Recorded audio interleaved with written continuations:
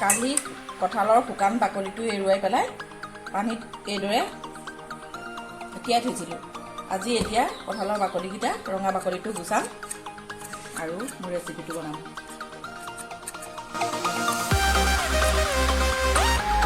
এইদৰে কঁঠালৰ বাকলিটো গুচাই ল'ব লাগে, নহ'লে বাকলিটোৱে ক্ষতি কৰিব।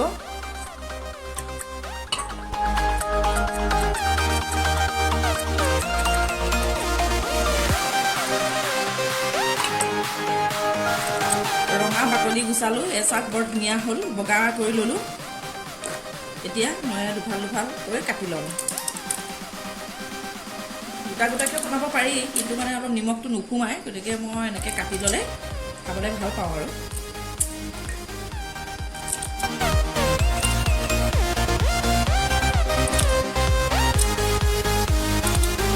এয়া কেৰাহী গৰম হৈ গ'ল। এতিয়া মই আন্দাজমতে তেল দিম। বৰ বেছি তেল নিদিওঁ।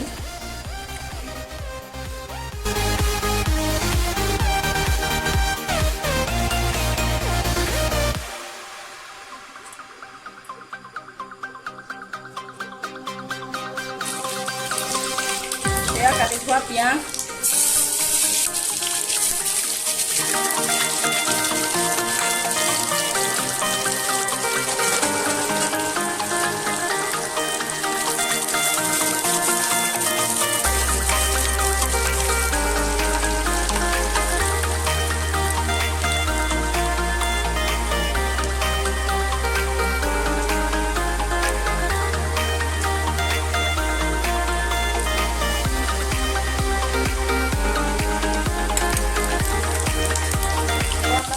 নিচিনা হৈছে।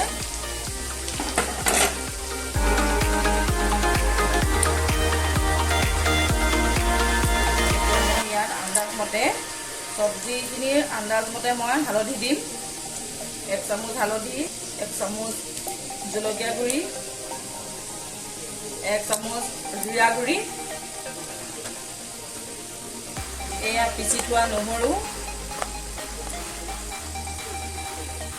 আন্দাজমতে দিছোঁ।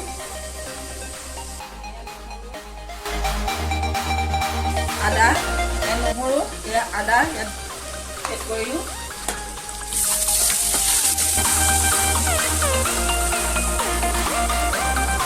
আন্দাজমতে নিমখ 1 চামুচ আৰু 1 চামুচ লাগিব।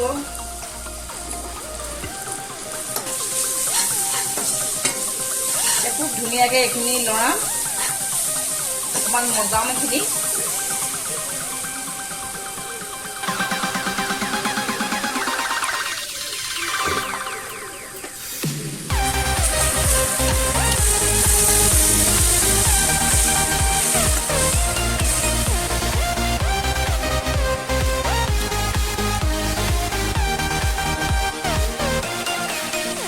ভালকৈ উতল আহিব লাগিব। অকণমান মাৰি দিওঁ।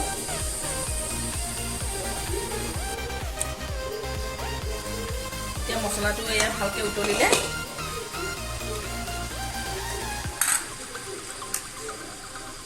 এতিয়া মই এয়া কাটি ধুই থোৱা কঁঠাল গুটিখিনি ইয়াত ঢালি দিওঁ।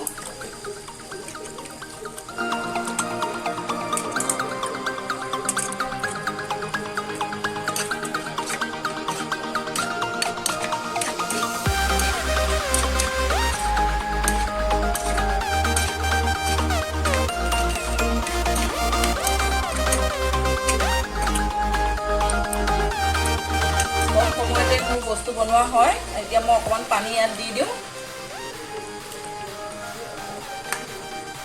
আৰু অকণমান পানী দিওঁ। সিজিবৰ কাৰণে ইমানখিনি পানীয়ে যথেষ্ট, বেছি সময় নালাগে। 10 মিনিটত এইখিনি হৈ যাব। এতিয়া চাই থাকিব শেষলৈকে।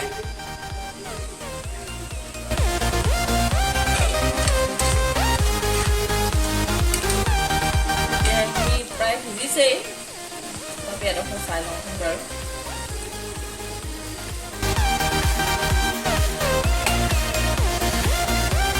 আৰু 2 মিনিটমান থাকক।